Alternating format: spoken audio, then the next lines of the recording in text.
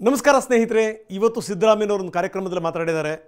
ಎಲ್ಲ ನ್ಯಾಯಾಲಯಗಳಿಗಿಂತ ದೊಡ್ಡ ನ್ಯಾಯಾಲಯ ಅಂದರೆ ಅದು ಮನಸ್ಸಾಕ್ಷಿಯ ಆತ್ಮಸಾಕ್ಷಿಯ ನ್ಯಾಯಾಲಯ ಅನ್ನುವಂಥ ಮಾತನ್ನು ಹೇಳಿದ್ದಾರೆ. ಬಹಳ ಒಳ್ಳೆಯ ಮಾತು. ಕಾಂಗ್ರೆಸ್ ನಾಯಕರಿದ್ದಾರೆ, ಎಲ್ಲದನ್ನು ಕೂಡ ಸ್ವಾಗತ ಮಾಡಿದ್ದಾರೆ.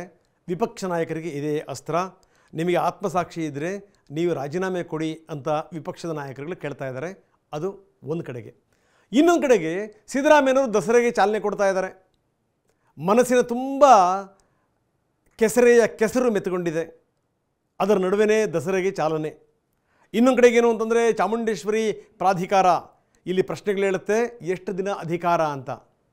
ಜಂಬೂ ಸವಾರಿಗೆ ಚಾಲನೆ ಕೊಡಬೇಕು ಅಂಥ ಸಂದರ್ಭದಲ್ಲಿ ಜಂಬೂ ಸವಾರಿಯ ಜೊತೆಗೇನೆ ಅಧಿಕಾರದ ಸವಾರಿ ಎಷ್ಟು ದಿವಸ ಅನ್ನುವಂಥ ಪ್ರಶ್ನೆಗಳ ನಡುವೆನೇ ದಸರಾ ಕೂಡ ಆರಂಭ ಆಗ್ತಾ ಇದೆ. ನೋಡಿ, ಅಲ್ಲಿಂದ ಶುರುವಾಗಿದ್ದು ಎಲ್ಲಿ ತನಕ ಬಂದಿದೆ ಸಿದ್ದರಾಮಯ್ಯನವ್ರ ಕೇಸು ಅಂತ. ಈಗ 1-2 ತಿಂಗಳ ಹಿಂದೆ ನಾವು ಇಂಟರ್ವ್ಯೂ ಮಾಡಿದ್ವಿ. ಸಿದ್ದರಾಮಯ್ಯನವ್ರಿಗೊಂದು ಪ್ರಶ್ನೆ ಕೇಳಿದೆ, ಸರ್ ನೀವು ಯಾವುದೇ ಕಳಂಕವನ್ನು ಅಂಟಿಸ್ಕೊಂಡಿರುವಂಥ ರಾಜಕಾರಣಿ ಅಲ್ಲ, ನಿಮಗೆ ಈ ರೀತಿ ಒಂದು ಆರೋಪಗಳು ಬರ್ತಾ ಇವೆ, ಇಷ್ಟೆಲ್ಲ ಬಂದಾದಮೇಲೆ ಯಾಕೆ ಸುಮ್ಮನೆ ಇರ್ತೀರಿ, ಯಾಕೆ ಕೊಟ್ಬಿಡಿ ಸರ್, ವಾಪಸ್ ಕೊಟ್ಬಿಡಿ ಅತ್ಲಾಗೆ ಅನ್ನುವಂಥ ಮಾತನ್ನು ಹೇಳಿದೆ. ಸಿದ್ದರಾಮಯ್ಯನವ್ರಿಗೆ ಕೋಪ ಬಂದ್ಬಿಡ್ತು. ಯಾಕೆ ವಾಪಸ್ ಕೊಡಬೇಕು, ಅದು ನಮ್ಮ ಪ್ರಾಪರ್ಟಿ ಅಲ್ವಾ, ನಿಮ್ದಾಗಿದ್ರೆ ವಾಪಸ್ ಕೊಡ್ತಾ ಇದ್ದೀರಾ ಅಂತ ಸಿದ್ದರಾಮಯ್ಯನವ್ರು ನನಗೆ ವಾಪಸ್ ಪ್ರಶ್ನೆ ಹಾಕಿದ್ರು. ಪ್ರಶ್ನೆ ಬೇರೆ, ಇಂಟರ್ವ್ಯೂ ಸಂದರ್ಭದಲ್ಲಿ ಅದೆಲ್ಲ ಕೂಡ ಆಗುತ್ತೆ. ಆದರೆ ಈಗ ಆಗಿರುವಂಥದ್ದೇನು, ಸೈಟ್ಗಳನ್ನು ವಾಪಸ್ ಕೊಡುವಂಥ ಸಂದರ್ಭ ಬಂತು, ವಾಪಸ್ ಕೊಟ್ಟಿದ್ದಾರೆ. ಬಿಡಿ, ಆ ವಾಪಸ್ ಕೊಟ್ಟಿರುವಂಥದ್ದು ಇದೆಯಲ್ಲ ಅದು ಕೂಡ ಒಂದು ದೊಡ್ಡ ಸಂಗತಿ. ವಾಪಸ್ ಕೊಡ್ಬೋದಾ ಹಾಗಾದರೆ ಕೇಸ್ ನಡೀತಿರುವಂಥ ಸಂದರ್ಭದಲ್ಲಿ? ಕೆಲವರು ಬಣ್ಣಿಸ್ತಾ ಇದ್ದಾರೆ, ನೋಡಿ ಸ್ವಇಚ್ಛೆಯಿಂದ ವಾಪಸ್ ಕೊಟ್ಬಿಟ್ರು ಅಂದರೆ ಈ ಕೇಸೇ ದುರ್ಬಲ ಆಗಿಬಿಡ್ತು ಅನ್ನೋ ರೀತಿಯಲ್ಲಿ ಮಾತಾಡ್ತಾ ಇದ್ದಾರೆ ಕೆಲವರು. ಅಲ್ಲ, ಕುಮಾರಸ್ವಾಮಿ ಹೇಳ್ತಾರೆ, ಮುಡಾ ಆ ನಿವೇಶನಗಳೇನಿದೆಯಲ್ಲ ಅದನ್ನು ವಾಪಸ್ ಕೊಟ್ಟರೆ ವಾಪಸ್ ತಗೋಬಾರ್ದು, ತೆಗೆದುಕೊಳ್ಳುವಂಥ ಅಧಿಕಾರ ಸಂಬಂಧಪಟ್ಟಂಥ ಕಮಿಷನರ್ಗಿಲ್ಲ. ಏನಾದರೂ ಅವ್ರು ವಾಪಸ್ ತಗೊಂಡ್ರೆ ಅವರ ವಿರುದ್ಧ ಕ್ರಮ ಜರುಗಿಸಬೇಕು, ಅವ್ರನ್ನ ಬಂಧಿಸಬೇಕು ಅನ್ನುವಂಥ ಮಾತನ್ನು ಹೇಳಿದ್ದಾರೆ. ಇದು ಯಾವ ರೀತಿ ಏನು ಇನ್ವೆಸ್ಟಿಗೇಷನ್ ನಡೀತಾ ಇದೆ, ಈ ಕೋರ್ಟ್ ತನಕ ಬಂದು ನಿಂತಿದೆ, ಜೊತೆಗೆ ಇಡಿ ತನಕ ಬಂದು ನಿಂತಿದೆ, ಅದು ಎಷ್ಟರ ಮಟ್ಟಿಗೆ ಪರಿಣಾಮ ಬೀರುತ್ತೆ ನೋಡೋಣ. ಆರಂಭದಿಂದ ಆದಂಥ ತಪ್ಪುಗಳನ್ನು ನಾನು ನಿಮಗೆ ಹೇಳಲೇಬೇಕು. ಸಿದ್ದರಾಮಯ್ಯನವರು ಒಂದಷ್ಟು ಯೋಚನೆ ಮಾಡಿಬಿಟ್ಟಿದ್ದಿದ್ರೆ, ಒಂದಷ್ಟು ಮುತ್ಸದ್ದಿತನ ತೋರಿಸ್ಬಿಟ್ಟಿದ್ದಿದ್ರೆ ಇವತ್ತು ಈ ಸ್ಥಿತಿ ಬರ್ತಾನೇ ಇಲ್ಲ. ಹೀಗಾಗಿ ನಾನು 5 ತಪ್ಪುಗಳು ಸಿದ್ದರಾಮಯ್ಯನವರು ಆರಂಭದಿಂದ ಇಲ್ಲಿ ತನಕ ಮಾಡಿರುವಂಥ ಎಡವಟ್ಟುಗಳು, ಅದನ್ನು ನಿಮ್ಮ ಮೆದುಳಿಗೆ ಇಡ್ತಾ ಇದ್ದೀನಿ. ತಪ್ಪು ನಂಬರ್ 1, ಸಿದ್ದರಾಮಯ್ಯನವರು ಒಬ್ಬ ಮುತ್ಸದ್ದಿ ರಾಜಕಾರಣಿ, ಒಬ್ಬ ಲಾಯರ್ ಕೂಡ. ಅವರೆಂದೂ ಕೂಡ ಲಾಯರ್ ಬುದ್ಧಿಯನ್ನು ತೋರಿಸಲೇ ಇಲ್ಲ, ಅದನ್ನು ಉಪಯೋಗಿಸಲೇ ಇಲ್ಲ. ಬರೀ ಬೇರೆ ಬೇರೆ ಲಾಯರ್ಗಳೇನು ಹೇಳಿದ್ರು ಅದನ್ನು ಮಾತ್ರ ಕೇಳಿಕೊಂಡ್ರು, ಅದೇ ರೀತಿ ಹೇಳಿದರು, ಅದೇ ರೀತಿ ನಡೆದರು. ಸುತ್ತಮುತ್ತಲಿದ್ದಂಥ ಈ ಯಾರ್ಯಾರು ಅಡ್ವೈಸ್ ಕೊಡ್ತಾ ಇದ್ರಲ್ಲ, ಗ್ರೇಟ್ ಅಡ್ವೈಸರ್ಸ್, ಅವ್ರನ್ನ ಇಲ್ಲಿ ತನಕ ಕರ್ಕೊಂಬಂದು ನೆಲೆಸಿದ್ದಾರೆ.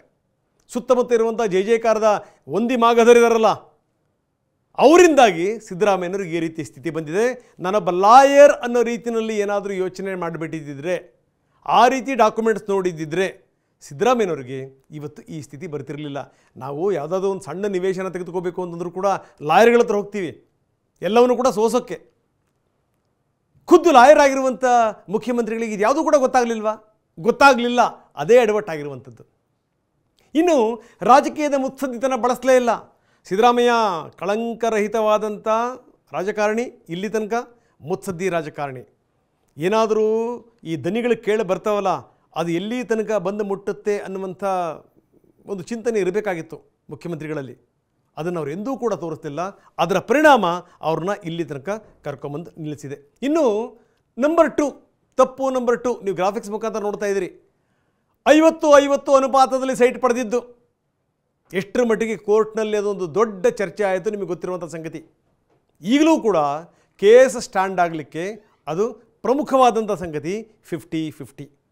ಇನ್ನು ಸಿದ್ದರಾಮಯ್ಯನವರು ಬೇರೆಯವರು ಹೇಳಿದ ಮಾತನ್ನು ಎಷ್ಟರ ಮಟ್ಟಿಗೆ ಕೇಳ್ತಾರೆ ಅನ್ನೋಕ್ಕೆ ಇನ್ನೊಂದು ಎಕ್ಸಾಂಪಲ್ ಹೇಳ್ತಾ ಇದ್ದೀನಿ. 62 ಕೋಟಿ ರೂಪಾಯಿ ಅದರ ಬೆಲೆ ಎಷ್ಟಾಗುತ್ತೆ ಅನ್ನುವಂಥ ಸಂದರ್ಭದಲ್ಲಿ ಪಕ್ಕದಲ್ಲಿ ಕೇಳುತ್ತೆ. ನೀವೇನಾದರೂ ಆ ಬೈಟ್ ನೋಡಿದ್ರೆ ಕೇಳುತ್ತೆ, ಪಕ್ಕದಲ್ಲಿ ಬೈರ್ತಿ ಹೇಳ್ತಾರೆ 62 ಕೋಟಿ ರೂಪಾಯಿ ಬೆಲೆ ಬಾಳುತ್ತದು ಅಂತ. 62 ಕೋಟಿ ರೂಪಾಯಿ ಬೆಲೆ ಬಾಳುತ್ತೆ. ಆ 62 ಕೋಟಿ ರೂಪಾಯಿನ ಯಾಕೆ ಬಿಡಬೇಕು ಅನ್ನೋ ಮಾತನ್ನು ಹೇಳಿಬಿಟ್ರು ಯಾವುದೋ ಜೋಶಲ್ಲಿ. ಅದೀಗ ದೊಡ್ಡ ಪ್ರಶ್ನೆಗಳನ್ನು ಹಾಕಿದೆ ಕೋರ್ಟಲ್ಲಿ. ಅದೇ ಒಂದು ದೊಡ್ಡ ಪ್ರಮಾಣದಲ್ಲಿ ಎದ್ದು ನಿಂತಿದೆ. 62 ಕೋಟಿ ರೂಪಾಯಿ ವಿಪಕ್ಷ ನಾಯಕರಿಗೆ ಅದೊಂದು ಅಸ್ತ್ರ. ಸಿದ್ದರಾಮಯ್ಯನವರೇ 62 ಕೋಟಿ ರೂಪಾಯಿ ಅಂತ ಹೇಳಿದರು. ಇದರ ಅರ್ಥ ನೋಡ್ಕೊಳ್ಳಿ ಅಂತ ಅವರು ಶುರು ಮಾಡಿಕೊಂಡ್ರು. ಪಕ್ಕದಲ್ಲಿ ಹೇಳಿದ್ರು, ಇವರು ಪತ್ರಿಕಾಗೋಷ್ಠಿಯಲ್ಲಿ ಅದನ್ನು ಹೇಳಿದರು. ಅದರ ಪರಿಣಾಮ ಇಲ್ಲಿ ತನಕ ತಂದು ನಿಲ್ಲಿಸಿದೆ. ತಪ್ಪು ನಂಬರ್ 3, ತಪ್ಪಿದೆ ಅಥವಾ ತಪ್ಪಿಲ್ಲ ಅನ್ನುವಂಥದ್ದು ಬೇರೆ ವಿಚಾರ. ನೋಡಿ, ಇದು ನನ್ನ ಹೆಂಡತಿಯ ಅಣ್ಣನಿಂದ ಆಗಿರುವಂಥ ಘಟನಾವಳಿಗಳು. ಇದರಲ್ಲಿ ನನ್ನ ಪಾತ್ರ ಏನೂ ಇಲ್ಲ. ಇದಕ್ಕೆ ಸಂಬಂಧಪಟ್ಟಂಗೆ ಯಾರ ವಿರುದ್ಧ ಕ್ರಮ ಜರುಗಿಸ್ಕೊಳ್ಳಿ. ಯಾವ ತನಿಖೆ ಆಗಬೇಕೋ ಅದು ಆಗಲಿ.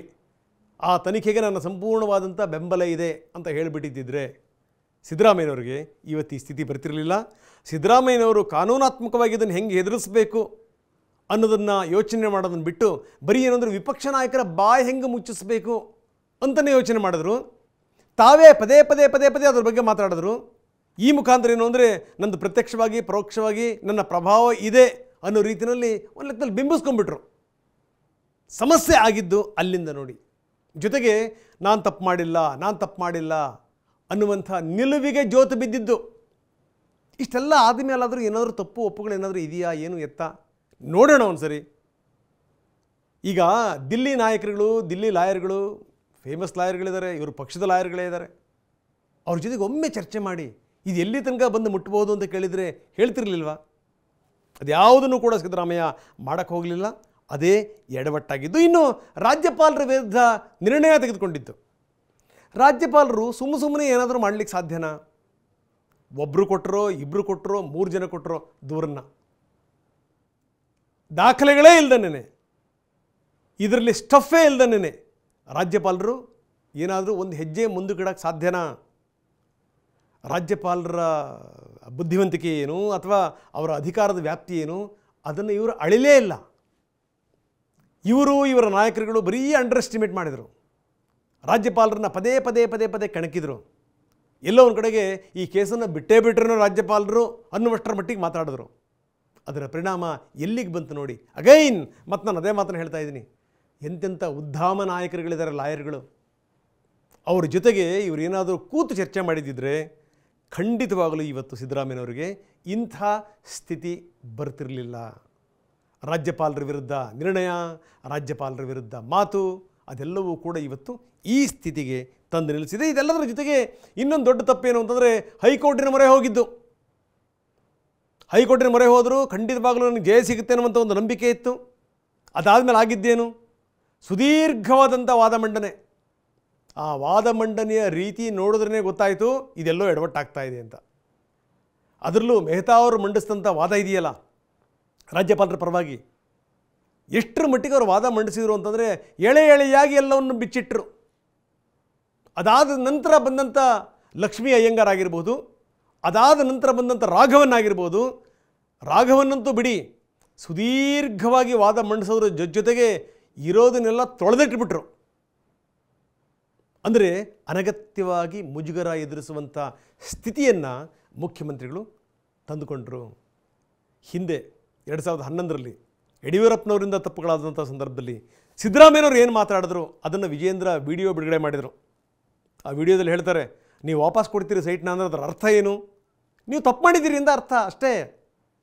ಇಷ್ಟೆಲ್ಲ ರಾದ್ಧಂತೆಗಳಾದ ಮೇಲೆ ಏನೇನೋ ಆಯ್ತು ಬಿಡಿ, ಲೆಟ್ರ್ ಬರೆದಿದ್ದು, ನನ್ನ ಪತ್ನಿ ಲೆಟ್ರ್ ಬರೆದಿಲ್ಲ ಅಂದರು, ವೈಟ್ನರ್ ಹಚ್ಚಿದ್ದು, ವೈಟ್ನರಿಗೆ ಬೆಳಕಿಟ್ಟು ತೋರಿಸಿದ್ದು, ಇದೆಲ್ಲ ಆದಮೇಲೆ ಅಂತೂ ಇಂತೂ ಅವರ ಪತ್ನಿ ಪಾಪ ಅವ್ರಿಗೆ ಏನಂದರೆ ಏನೂ ಗೊತ್ತಿಲ್ಲ, ಎಂದೂ ಕೂಡ ಅವರು ಸಾರ್ವಜನಿಕ ಬದುಕಲ್ಲಿ ಕಾಣಿಸ್ಕೊಂಡಿರುವಂಥವರಲ್ಲ. ಅವರು ತಾವು ತಮ್ಮ ದೇವರು ತಮ್ಮ ದಿಂಡರು ಅದೇ ರೀತಿ ಜೀವನ ಮಾಡ್ಕೊಂಬಂದಿರುವಂಥವ್ರು.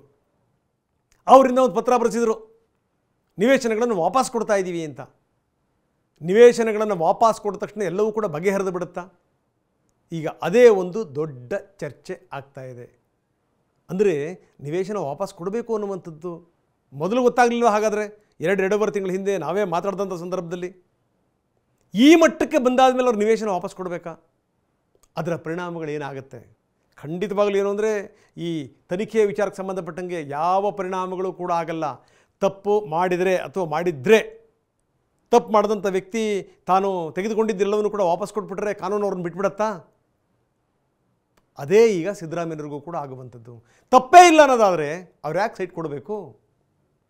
ತಪ್ಪೇ ಇಲ್ಲ ಅನ್ನೋದಾದರೆ ಬರೀ 1 ಎಕರೆಯನ್ನು ಮಾತ್ರ ಯಾಕೆ ಒಪ್ಕೋಬೇಕು? ಆ ಚರ್ಚೆ ಕೂಡ ಬರುತ್ತೆ ನಮ್ಮ ಇಂಟರ್ವ್ಯೂನಲ್ಲಿ. ಅವ್ರು ಹೇಳ್ತಾರೆ, ನಾನೇ ಬೇಡ ಅಂದೆ, 1 ಎಕರೆ ಸಾಕು ಅಂತಂದೆ, ತಗೋ ಅಂತಂದುಬಿಟ್ಟೆ ನನ್ನ ಹೆಂಡತಿಗೆ ಅಂತ. ಯಾಕೆ ಬಿಡಬೇಕು? ಇವೆಲ್ಲ ಪ್ರಶ್ನೆಗಳು. ಇದೆಲ್ಲದರ ನಡುವೆ ಕೊನೆಯದಾಗಿ ಒಂದು ಮಾತನ್ನು ಹೇಳಲೇಬೇಕು. 42 ವರ್ಷಗಳ ಸುದೀರ್ಘವಾದಂಥ ರಾಜಕೀಯ ಬದುಕಿನಲ್ಲಿ ಯಾವುದೋ ಒಂದು ಹ್ಯೂಬ್ಲೋ ವಾಚು, ಇನ್ಯಾವುದೋ ಒಂದು ರೀಡು, ಅದಕ್ಕೆ ಸಂಬಂಧಪಟ್ಟಂಗೆ ಚರ್ಚೆಗಳೆದ್ದು ಪ್ರಶ್ನೆಗಳೆದ್ದು ಅಲ್ಲಲ್ಲೇ ಸರಿ ಹೋಗಿತ್ತು. ಆದರೆ ಒಂದು ಸಣ್ಣ ಸಂಗತಿ ಇಲ್ಲಿ ತನಕ ತಗೊಂಬಂದು ನಿಲ್ಲಿಸಿದೆ ಸಿದ್ದರಾಮಯ್ಯನವ್ರನ್ನ. ಅವರು ರಾಜಕೀಯ ಬದುಕಿನ ಮುಸ್ಸಂಜೆಯಲ್ಲಿದ್ದಾರೆ. ಇಂಥ ಸಂದರ್ಭದಲ್ಲಿ ಸಿದ್ದರಾಮಯ್ಯ ಅನುಭವಿಸ್ತಿರುವಂಥ ಯಾತನೆ ನೋಡಿ. ನಾಯಕ ಮೈ ಮರೆತರೆ ಅಥವಾ ಸುತ್ತಮುತ್ತ ಹೇಳಿರೋದೇ ಸತ್ಯ ಅಂತ ನಾವು ಒಪ್ಕೊಂಡ್ಬಿಟ್ರೆ, ಅಥವಾ ಸುತ್ತಮುತ್ತ ನಾವು ಯಾರನ್ನ ಇಟ್ಕೊಳ್ತೀವಿ ಅವ್ರು ಎಷ್ಟರ ಮಟ್ಟಿಗೆ ನಮ್ಮ ಹಾದಿ ತಪ್ಪಿಸ್ತಾರೆ ಅಂತ ಗೊತ್ತಾಗದಿದ್ದರೆ ಏನಾಗುತ್ತೆ ಅನ್ನಲಿಕ್ಕೆ Siddaramaiah is the best example. So ಇದು ಈ ಮುಡಾ ವಿಚಾರಕ್ಕೆ ಸಂಬಂಧಪಟ್ಟಂಗೆ, ಸಿದ್ದರಾಮಯ್ಯನವರ ಕೇಸಿನ ವಿಚಾರಕ್ಕೆ ಸಂಬಂಧಪಟ್ಟಂಗೆ ಒಂದಷ್ಟು ವಿವರಗಳು. ನಮಸ್ಕಾರ.